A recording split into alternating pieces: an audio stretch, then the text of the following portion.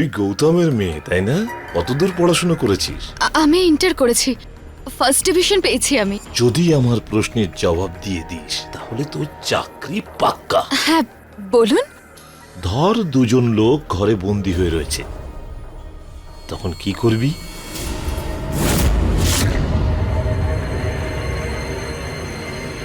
আমার মনে হয় আমার এখন যাওয়া উচিত। কেউ আছেন? কেউ আছেন তো? আপনি যা বলবেন আমি তাই করব। প্লিজ ডাক্তার, আমার বাবাকে আপনি একবার দেখে নিন। দেখুন না বাবা কিরকম করছে। আরে এটা বিধায়ক মশাইয়ের মামলা, ওনার পারমিশন ছাড়া এখানে কিচ্ছু হয় না। প্লিজ ডক্টর, আপনি তো সাহায্য করুন, প্লিজ বাঁচিয়ে দিন আমার বাবাকে। এই যাও যাও, চলে যাও এখান থেকে, যাও। এই,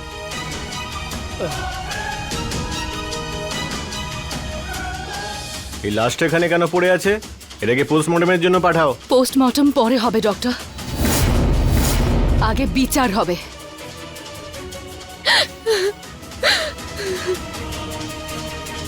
ডাক্তার হলো ভগবানের আরেক রূপ, কিন্তু এখন যা দৃশ্য দেখলেন তা খুবই লজ্জাজনক এবং খুবই ধিক্কারজনক। এসব কি হচ্ছিল কি? একটা লোক হাসপাতালে ছটফট করতে করতে মারা যায় আর ডাক্তাররা মজা দেখে? কেন কেন এরকম ব্যবহার? কেন এত নির্মম? আর এই মহিলা পুলিশ কনস্টেবল এই ব্যক্তির সঙ্গে হওয়া অন্যায়ের প্রতিবাদ করতে চাইছেন। নমস্কার, আমি গিরিশ জৈন। ক্রাইম অ্যালার্টের আজকের এই এপিসোডে এই ঘটনার কারণ জানার জন্য এর আগে ঠিক কি কি হয়েছিল তা ভালো করে দেখি। আসুন দেখি এক মহিলার সংঘর্ষ, একজন মহিলা পুলিশ কনস্টেবলের অন্যায়ের বিরুদ্ধে রুখে দাঁড়ানোর গল্প।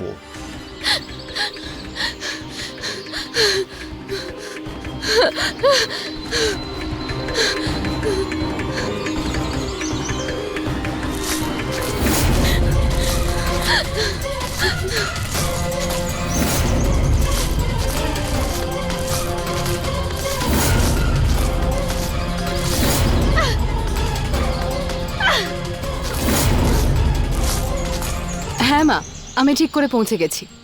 এখন তো ডিউটিতেই আছি। ভাড়া বাড়িটা এমনি ঠিকই আছে, বেশ কিছু জিনিস নেই, ভাবছিলাম সন্ধ্যাবেলা কিনে নিয়ে যাব। আচ্ছা ডিউটিতে আছি এখন মা, পরে কথা বলছি, বাই।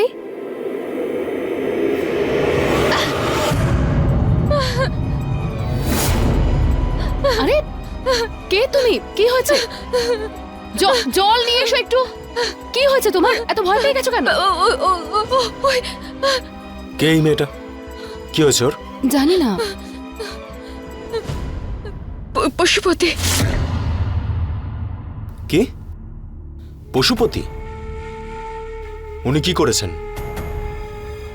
গত 3 দিন ধরে ওষুধের মতো আচরণ করছে আমার সাথে। তুমি জানো তুমি কার দিকে আঙুল তুলছো? আমি যা বলি সত্যি বলি। স্যার এফআইআর নিয়ে নি, তারপর তদন্ত শুরু করা যাবে। তুমি কিন্তু জানো না যে ও কার কথা বলছে। উনি এখানকার বিধায়ক, ওনার কিচ্ছু হবে না। আর তারপর যদি এই মেয়েটা নিজের এফআইআর ফিরিয়ে নেয় তাহলে? ঠিক আছে দাঁড়াও, আমি ওনার সঙ্গে কথা বলছি।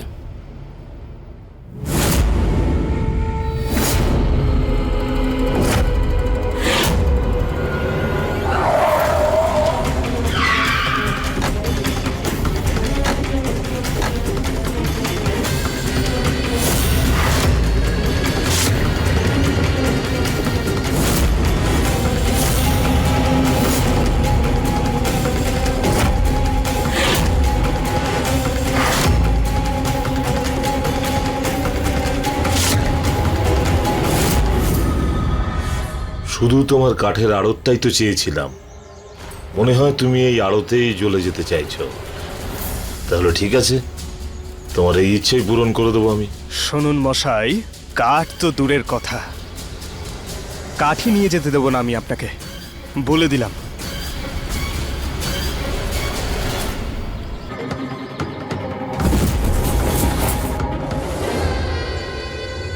এর লাশটা জ্বালিয়ে দেওয়ার জন্য এর কাঠি ব্যবহার করা হোক, যাতে মরার পর কোনো আফসোস না হয়।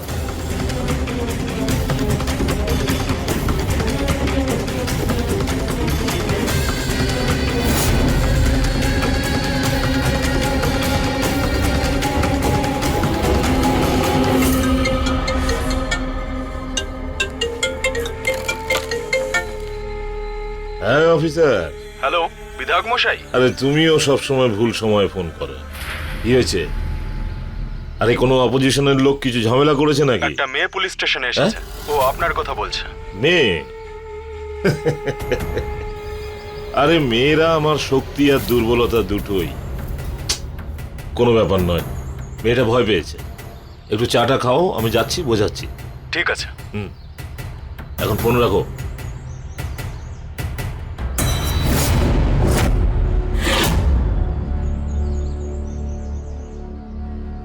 আরে ও অফিসার, খবর কি? আসুন আপনি।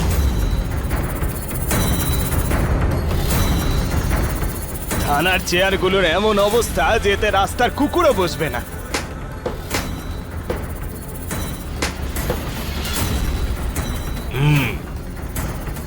কি হয়েছে অফিসার? তোমার থানায় নতুন অতিথি কে? উনি হচ্ছেন আমাদের নতুন কনস্টেবল, আজই উনি জয়েন করেছেন। তাই আমি চিনতে পারিনি। আমার এরিয়ায় আপনাকে স্বাগত ম্যাডাম। যদি কোনো প্রয়োজনে লাগি আমাকে স্মরণ করবেন, আমি হাজির হই। এমনিতেও মানুষের সেবা সৎকার করা আমার ধর্ম বলে মনে করি, আর আপনার জন্য তো অবশ্যই করব। ধন্যবাদ। আর দারোগা, কি চাই? কোন মেয়েটা? এই যে এই মেয়েটা। আচ্ছা, আরে একে তো কোনোদিন আমি দেখিনি। কেউ?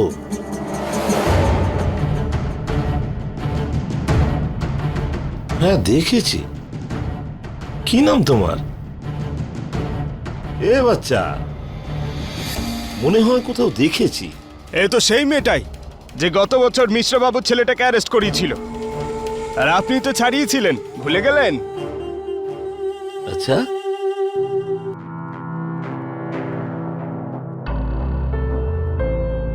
আরে হ্যাঁ, এ তো সেই মেয়েটা। আরে কি সমস্যা বাবা? কেউ কিছু করেছে নাকি? বলছি যে একবার ওই রেড ফাইলটা বের করো তো, গত বছরের কেসগুলো রয়েছে ওখানে। আচ্ছা স্যার। আমি কমপ্লেনটা এই জন্য করেছিলাম যে ওই ছেলেগুলো আমাকে বিরক্ত করতো। চুপ কর, একদম চুপ কর। নাটক করছে, হ্যাঁ? আরে 2-4 জনকে অ্যারেস্ট করিয়ে দিয়েছিস, নিজেকে বড় কিছু মনে করছিস? শুনুন দাদা, ওর বাবাকে ডেকে পাঠিয়েছি, চলে আসবে এক্ষুনি। তারপর ওর মাথাটা এমনি ঠিক করে দেবো আমি। এই, মাথায় গোবর পড়া আছে নাকি? দেখছিস না মেয়েটা ভয় পেয়েছে? এভাবে কথা বলে নাকি? হ্যাঁ, দাদা দাদা, ওকে ক্ষমা করে দাও। ওর মাথা খারাপ হয়ে গেছে, ও পাগল হয়ে গেছে। ডাক্তার দেখছে ওকে, ও ভুল করেনি। ওর মাথা খারাপ হয়ে গেছে, চিকিৎসা চলছে ওর। তুই তো সমাজের কাছে আমায় মুখ দেখাতে দিবি না। আমি তোকে আরে কি করছো কি? আপনারও মাথা খারাপ হয়ে গেছে নাকি? হ্যাঁ, একটা বড় মেয়ের গায়ে কেউ হাত তোলে? হ্যাঁ? করেছে, ভুল করেছে, এখন একে বুঝিয়ে বাড়ি নিয়ে চলে যান। বাচ্চা মেয়ে, হ্যাঁ, যা মা যা। হ্যাঁ, ছবেন না আমাকে। চল বাড়ি, চল বাড়ি, চল তুই। চল, আরে সাবধানে। চল। বিধায়ক বাবু, আমাকে ক্ষমা করে দিন, আমার জন্য আপনাকে কষ্ট করতে আরে কোনো ব্যাপার না, হয়ে যায়। এতদিনে আপনার ডিএসপি হয়ে যাওয়া উচিত ছিল। কোনো ব্যাপার নয়, তাড়াতাড়ি হয়ে যাবেন। সন্ধ্যেবেলা খালি থাকলে চলে আসুন, আপনার জন্য একটু ব্যবস্থা করেছি।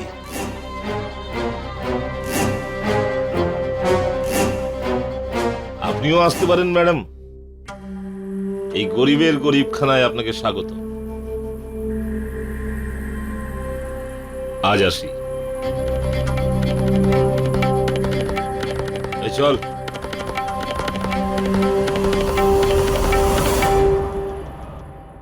তুমি এই ফাইলটা সাবধানে রেখে দাও।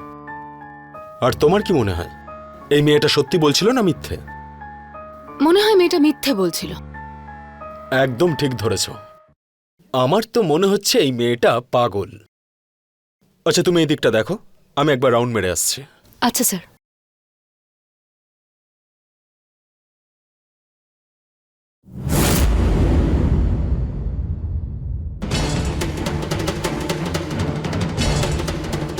মাত্র 4টে line.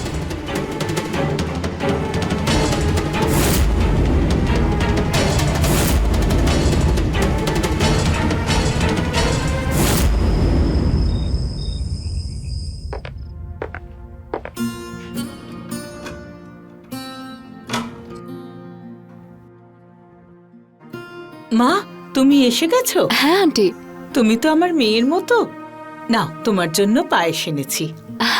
Thank you so much খেয়ে আন্টি। নিও। বাই। হুম।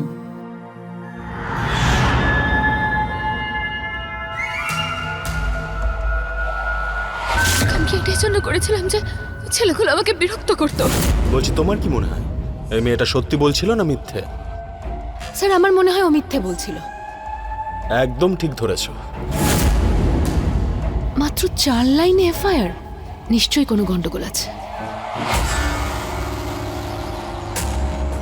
আচ্ছা বলতে পারবেন পুনম কোথায় থাকে? ওই তো সামনে।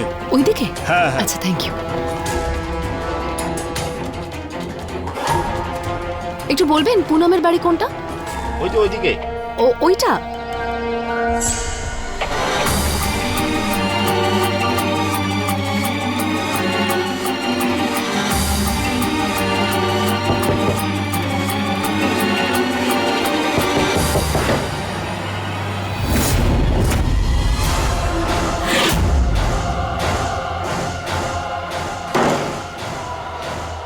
আপনি কেন এসেছেন ম্যাডাম? আমি তো কালকে ক্ষমা চেয়ে নিয়েছিলাম। কিন্তু আপনি ক্ষমা চাইছিলেন কেন?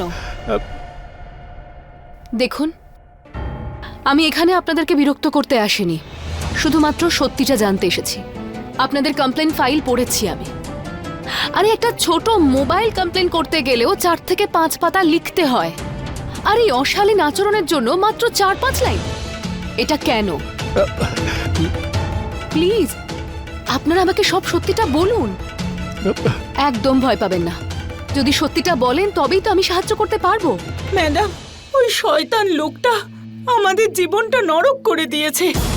আর এই যে পরিবারের কর্তা, ওর বিরুদ্ধে যাওয়ার পরিবর্তে বাড়িতে লুকিয়ে বসে আছে।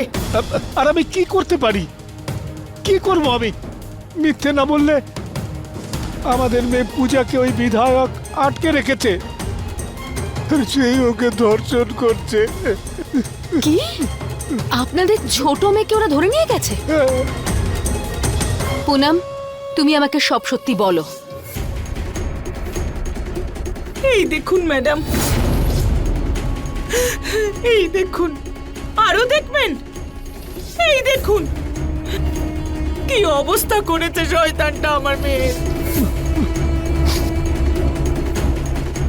চাকরির প্রতিশ্রুতি দিয়েছিল আমার বাবার কাছে,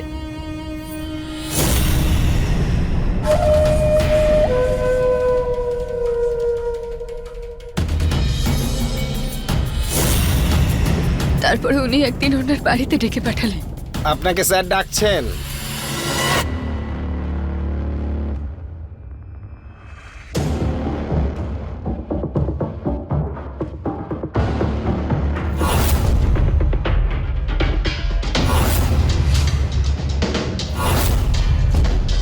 তুই গৌতমের মেয়ে তাই না? কতদূর পড়াশোনা করেছিস? আমি ইন্টার করেছি, ফার্স্ট ডিভিশন পেয়েছি আমি। বাহ, খুব সুন্দর। যদি আমার প্রশ্নের জবাব দিয়ে দিস তাহলে তোর চাকরি পাক্কা। হ্যাঁ বলুন। ধর দুজন লোক ঘরে বন্দি হয়ে রয়েছে আর চাবিটা হারিয়ে যায়, তখন কি করবি?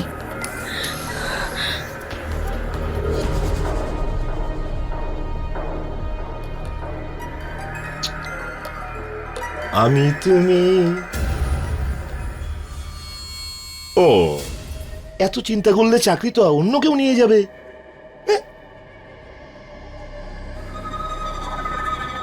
আমি দারোয়ানকে ফোন করে বলবো যে এসে যেন দরজাটা খুলে দেয়।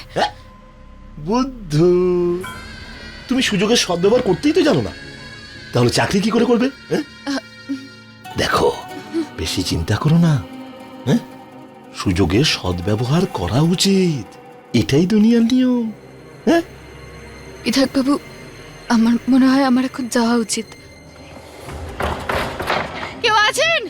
কেউ আছেন? দরজাটা খুলুন। দরজা তো বাইরে থেকে বন্ধ, তোমার চিৎকার কেউ শুনতে পারবে না। দেখো, আমি খুব ভালো লোক, আমি তো জনগণের ভালো করার জন্য এখানে বসে রয়েছি। কেউ আমার দরজায় এসে খালি হাতে ফেরত যাবে কি খারাপ ব্যাপার বলো তো, পাপ হবে। আজ তো তোমার চাকরি পাক্কা।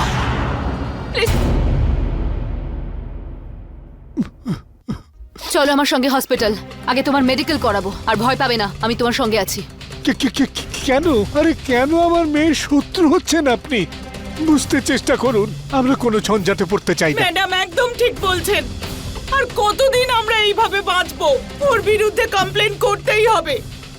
বড় মেয়েটাকে তো বাঁচাতে পারোনি, অন্তত ছোট মেয়েটাকে সুস্থভাবে বাড়ি ফিরিয়ে নিয়ে এসো। কে জানে কেমন আছে আমার মেয়েটা, কি অবস্থায় আছে। আরে চুপ করো, সব সময় মাঝখানে কথা বলো তুমি। আরে বাড়ির সম্মানের কথা খেয়াল আছে তোমার? সবাই যদি জেনে ফেলে তাহলে মুখ দেখাতে পারবো না কাউকে। এটাই তো ও চাইছে। আপনার বড় মেয়ের সঙ্গে এতটা নোংরামি করে আপনার ছোট মেয়েকে এবার তুলে নিয়ে গেছে। আর দুদিন পরে তো ও আপনার স্ত্রীকেও তুলে নিয়ে যাবে। তখনও আপনি এইভাবেই বসে বসে আপনার সম্মানের কথা ভাববেন?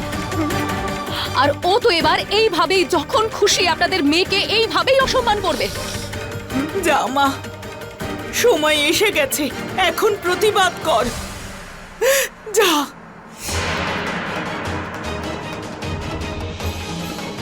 যা মা যা। চুপ করে থাকো, সব সহ্য করো। কতদিন? এটা কেন দেখা যায় যে মেয়েদের সঙ্গে হওয়া অন্যায় তার নিজের লোকেরাই চাপা দেওয়ার চেষ্টা করে, তাকে বদনামের ভয় দেখিয়ে চুপ করিয়ে রাখা হয়।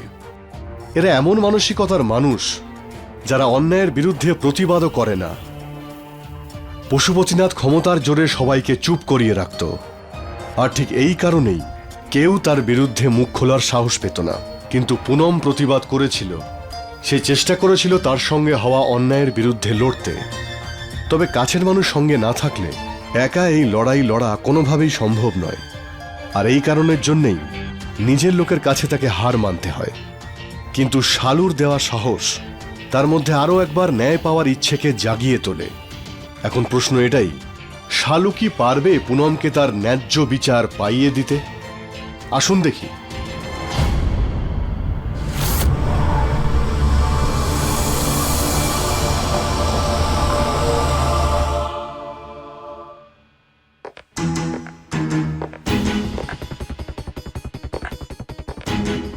শোনো, তুমি যা কিছু করছো সেটা ঠিক করছো না। তুমি কি জানো যে এই পশুপতিকে নতুন নতুন এসেছো তাই বোঝাচ্ছি তোমায়। তুমি এইসব ব্যাপার থেকে দূরেই থাকো। এরা সব জন্তু এক একটা, কখন কামড়াবে কেউ জানে না।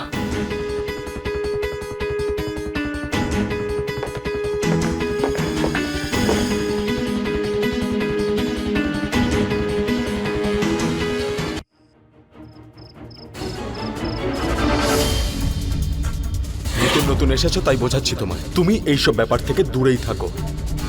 এরা সব জন্তু এক একটা, কখন কামড়াবে কেউ জানে না।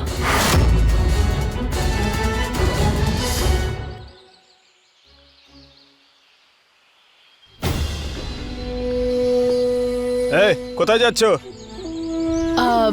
আমাকে মালকিন ডেকে পাঠিয়েছে। সাবধানে যাবে, ভেতরে বাবু আছেন। হ্যাঁ হ্যাঁ হ্যাঁ স্যার।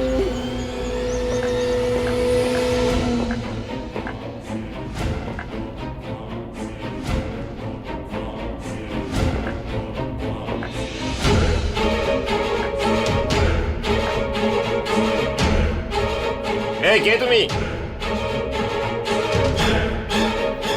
ওই কিশোরের আত্মীয় আমি। ওর শরীরটা খারাপ তাই ভাবলাম আমি চলে আসি। দাঁড়াও, বাসন নিয়ে আসছি।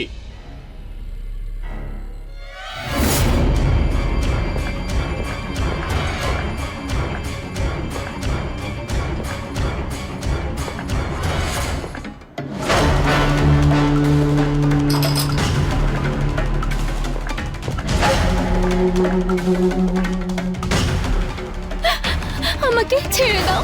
আরে রে,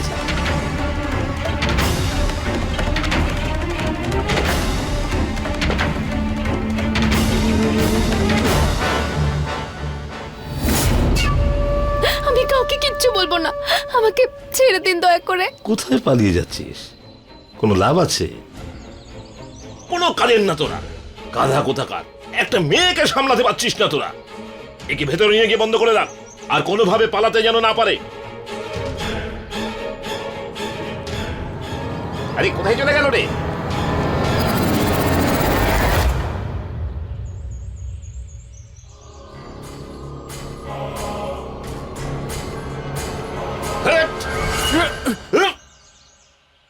জানোয়ার কোথাকার, কে তুলেছে এই ছবি? আর তুই ছিলিস না আমার সাথে? হ্যাঁ, ফোন দেখা, ফোন দেখা। আমি এসব কেন করব? আমি তো আপনার সঙ্গেই ছিলাম। আপনি দাঁড়ান, আমি খোঁজ নিচ্ছি। মালিক, কাল দুধ বিক্রেতা এসেছিল, আমি ওকে আগে কখনো দেখিনি, হয়তো ওই হতে পারে। বলছিস হ্যাঁ? জানোয়ারের দল কোথাকার, এটা আগে বলা উচিত ছিল না? এক একটাকে মেরে শেষ করে ফেলে দেবো আমি, বলে দিলাম। ফোন কর। হ্যাঁ, লাগিয়েছি। এ অফিসার, হ্যাঁ বলুন। ছাগল খেয়ে ভুড়ি ভোজ করে শুধু ঘুমিয়ে থাকার ইচ্ছে তোমার? তুমি কি জানো কোন একটা লোক এসে আমার ছবি কাগজে ছেপে দিয়েছে? খোঁজ নাও। বিধায়ক বাবু, আপনি আমায় সময় দিন, আমি এক্ষুনি দেখছি। সময় নেই। আর তোমাকে একটা কথা বলে দিই, যদি আমার কিছু হয় না, তুমিও বাঁচবে না। তোমার পোশাক তো খোলাবই, তোমার চামড়াও ছাড়িয়ে নেবো আমি। হারামজাদা কোথাকার। খোঁজ করেছি অফিসারের থেকে। ওই মহিলা পুলিশটা ওই করেছে এই সব কিছু।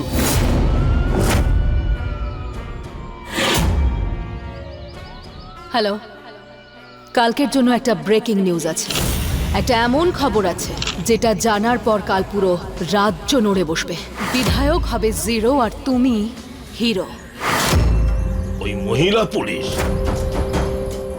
এমন মনে হচ্ছে ফুল বনে আঙ্গারে রেখা হয়েছে উনি। এই মেয়েটার বাহাদুরি আমি বের করব।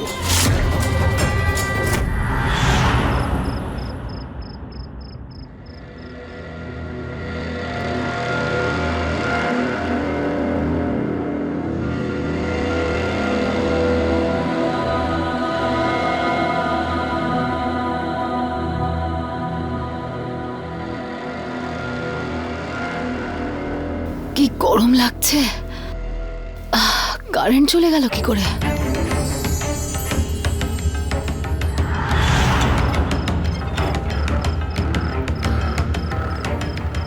আরে, সবার বাড়িতে কারেন্ট আছে, এখানে নেই কেন?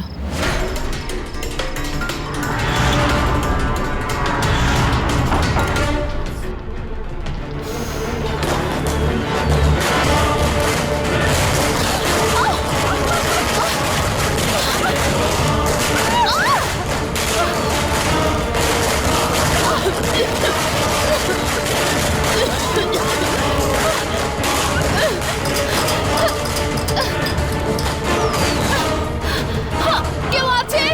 আন্টি, প্লিজ দরজাটা খুলুন না। কি হয়েছে?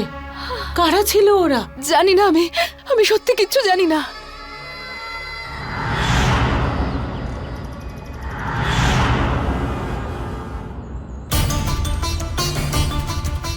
অটো, অটো, দাঁড়াও দাঁড়াও দাঁড়াও। আরে দাঁড়াও, আরে দাঁড়াও।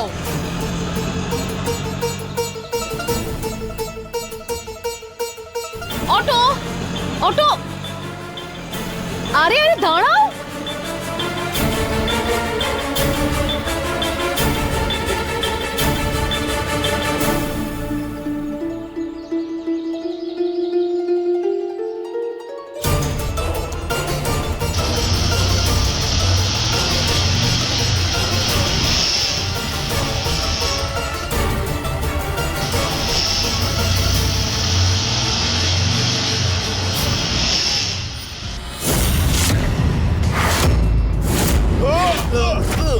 দাঁড়াও, পালাচ্ছিস কোথায়? পালা, পালা।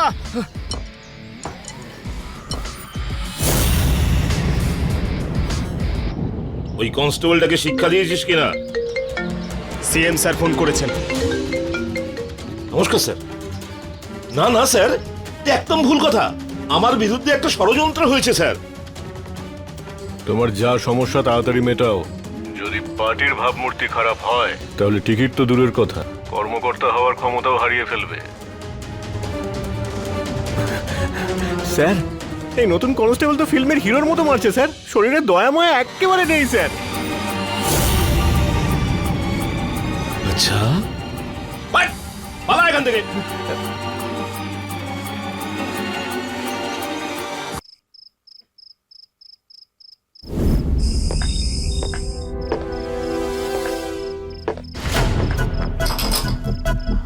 আন্টি আন্টি আন্টি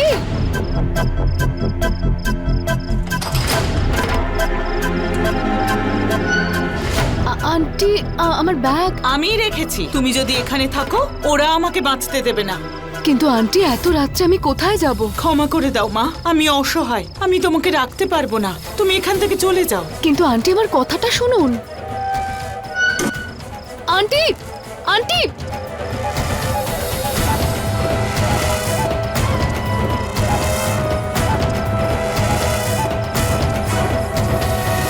সত্যি কি আজকাল ভালো মানসিকতা আর সততা নিয়ে বাঁচা মুশকিল? কনস্টেবল শালু সিং ঠিক করে নিয়েছিল সে বিধায়ককে শাস্তি দেওয়াবেই, সে একটা রাস্তাও খুঁজে পায়। কিন্তু এই অন্যায়ের প্রতিবাদ করার জন্যে কে যা যা সমস্যার মুখোমুখি হতে হয় তা কষ্টদায়ক ছিল। শালুকে এর জন্য যে যে সমস্যার সম্মুখীন হতে হয়েছিল, সেই অবস্থায় যে কেউ কিন্তু হার মেনে নিত।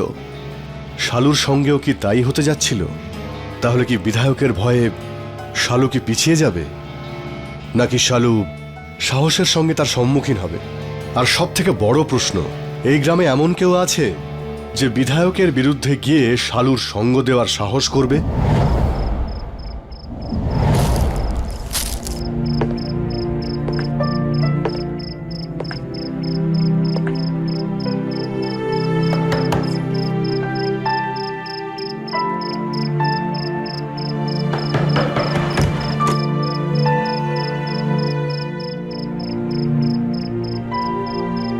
এসো, ভেতরে এসো।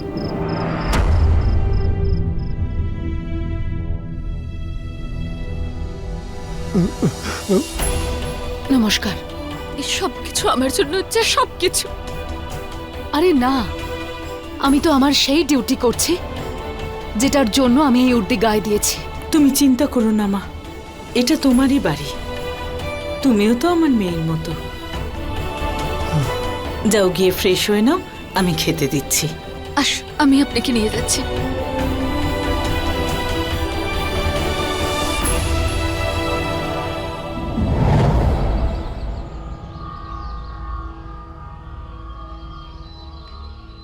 শোন না, তোর বাবা এখনো ফিরলো না, কি জানে কোথায় গেল। বলেছিল 1 ঘন্টার মধ্যে ফিরে আসবে। পুনম দিদি, গৌতম কাকাকে বিধায়কের লোকজন মারতে মারতে নিয়ে যাচ্ছে।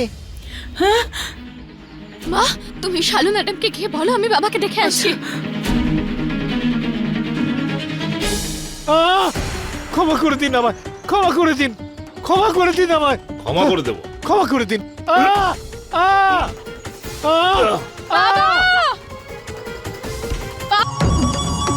কি বললো রে? যা বলবেন তাই করবে। হ্যাঁ? সত্যি? হ্যাঁ, খুব ভালো মেয়ে। বাবা, চল। তোমার কিচ্ছু হয়নি। বাবা ওঠো, ওঠো বাবা, ওঠো না। কেউ আছেন? কেউ আছেন?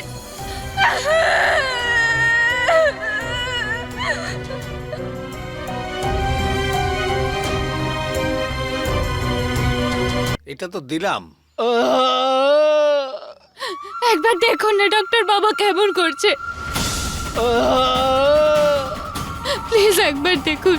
আরে এটা বিধায়ক মশাইয়ের মামলা, ওনার পারমিশন ছাড়া এখানে কিচ্ছু হয় না। প্লিজ কিছু করুন, আমার বাবাকে একবার দেখে দিন। মোনা ডার্লিং এর গানটা শুনেছো কিনা? হ্যাঁ, বাবা। আরে স্যার, এও তো দারুণ একটা আইটেম। ডাক্তার, প্লিজ ডক্টর দেখুন না বাবা কেমন করছে, দেখুন না বাবার অবস্থা কেমন হচ্ছে। প্লিজ ডক্টর, আপনি তো সাহায্য করুন, প্লিজ দেখে দিন না একবার আমার বাবাকে। এই যাও যাও যাও এখান থেকে, যাও যাও। এই, বাবা, বাবা দেখো, বাবা, বাবা ওঠো। বাবা, বাবা, বাবা তুমি কথা বলছো না কেন? ডাক্তার দেখো না কি হয়েছে। বাবা বলো না কিছু। বাবা ওঠো না।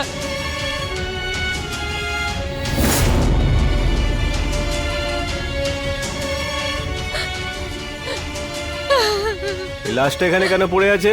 এটাকে পোস্টমর্টমের জন্য পাঠাও। পোস্টমর্টম পরে হবে ডক্টর, আগে বিচার হবে।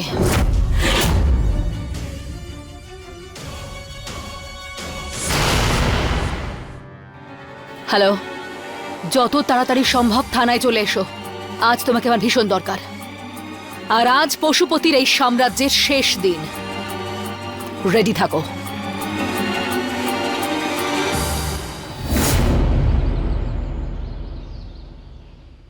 এই কোথায় যাচ্ছেন? আরে বললাম তো সাহেব বাড়িতে নেই।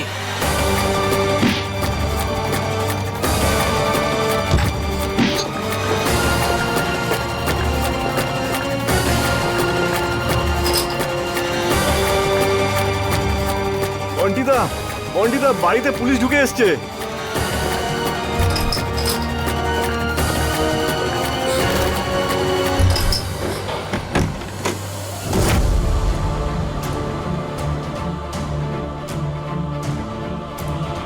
ভয় পেও না, আমি তোমাকে নিতে এসেছি।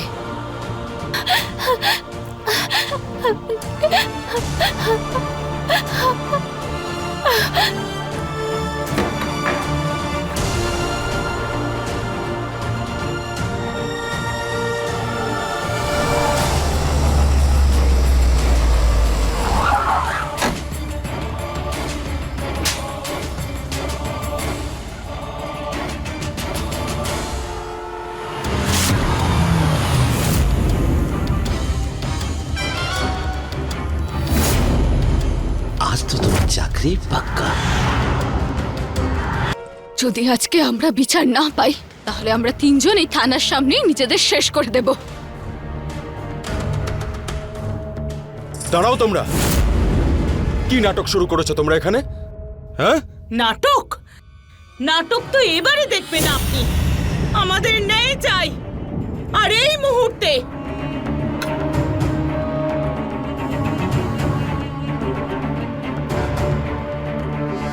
দাঁড়াও তুমি, দাঁড়াও এক মিনিট।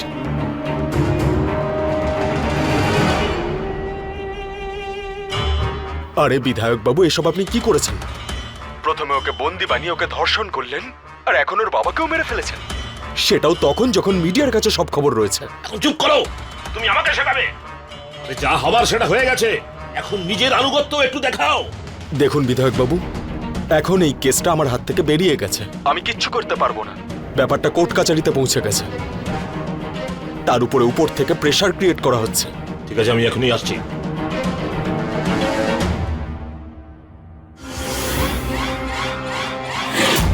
বন্ধ করো, এসব কি করছো? বিচার চাইছি, আর আশা করছি আপনিও পাশে থাকবেন। এটা অতটাও সহজ নয় যতটা তুমি ভাবছো। হয়তো, কিন্তু এখন আর আমার কাছে খুব একটা কঠিনও নয়। সব প্রমাণ আছে আমার কাছে, আপনিও আমাকে আর আটকাতে পারবেন না। তুমি আমাকে হুমকি দিচ্ছ? না স্যার, আমি শুধুমাত্র আপনাকে সত্যের সঙ্গে থাকতে বলেছি। সময় এসে গেছে এবার আমাদের নিজেদের ক্ষমতা প্রয়োগ করার। ওই একটা সাধারণ লোকের জন্য আমাদের ভয় পাওয়ার আর কোনো কারণ নেই।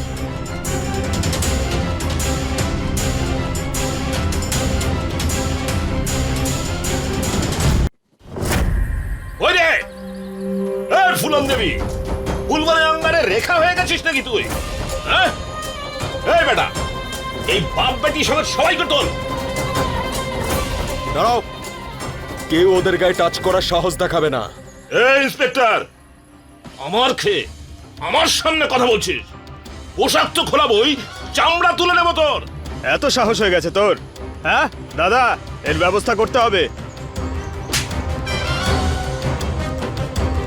যদি এদের গায়ে হাত দেওয়ার চেষ্টাও করা হয় তাহলে ওই হাত ভেঙে রেখে দেবো আমি। এই!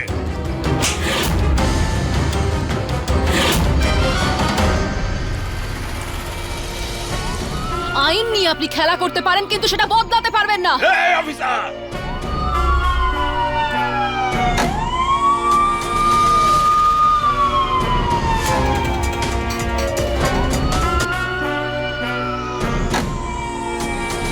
জয় হিন্দ স্যার। খুব ভালো অফিসার, এদের সবাইকে থানায় নিয়ে যান, প্রত্যেকের বিরুদ্ধে এফআইআর দায়ের করুন, আর কোনো প্রবলেম হলে আমাকে বলুন। Yes, sir. আমি আপনাদের সঙ্গে আছি। ইয়েস স্যার, চলুন।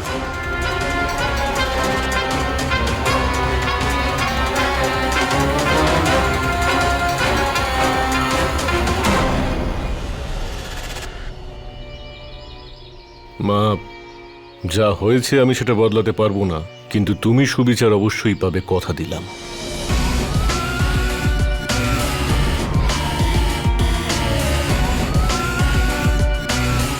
আপনার মতো সাহসিকতা আমাদের দেশের প্রত্যেকটি মহিলার মধ্যে থাকা উচিত, যাতে আমরা একটা ভালো সমাজ করতে পারি। Thank you sir.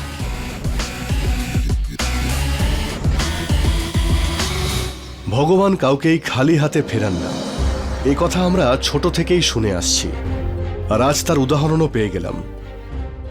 সব সময় যে সত্যের পথে হাঁটা সহজ হয় তা কিন্তু নয়, কিন্তু যদি কেউ সিদ্ধান্ত নিয়ে নেয় সে কিন্তু কোনোভাবেই ভয় পেয়ে পিছিয়ে যায় না। পশুপতিনাথের অন্যায়ের বিরুদ্ধে প্রতিবাদ করে তার সাম্রাজ্যকে ভেঙে দেয় শুধুমাত্র একটা মেয়ের সাহস। পুনম আর তার মাও অনেক সাহস দেখিয়েছিলেন। যে গ্রামে পশুপতিনাথের বিরুদ্ধে কেউ একটাও কথা বলতো না, এনারা তার বিরুদ্ধে প্রতিবাদ করেন, একটা যুদ্ধ শুরু করেন, আর শালুর সঙ্গ পেয়ে শেষ পর্যন্ত সেই যুদ্ধে জয়ীও হন। ক্রাইম অ্যালার্ট এই সাহসিকতার জন্য তাদের স্যালিউট জানাচ্ছে। এর সঙ্গে আমি গিরিশ জৈন ক্রাইম অ্যালার্টের এই এপিসোড থেকে বিদায় নিচ্ছি। আবার দেখা হবে এরকম কোনো সত্য ঘটনা নিয়ে। ততদিন be alert, be safe. Crime alert, অন্যায়ের বিরুদ্ধে সোচ্চার।